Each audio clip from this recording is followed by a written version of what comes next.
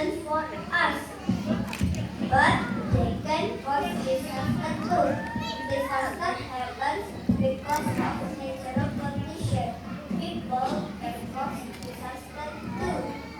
Look at this picture. Some people cut the tree and some people throw the rubbish into the river. The river will become dirty.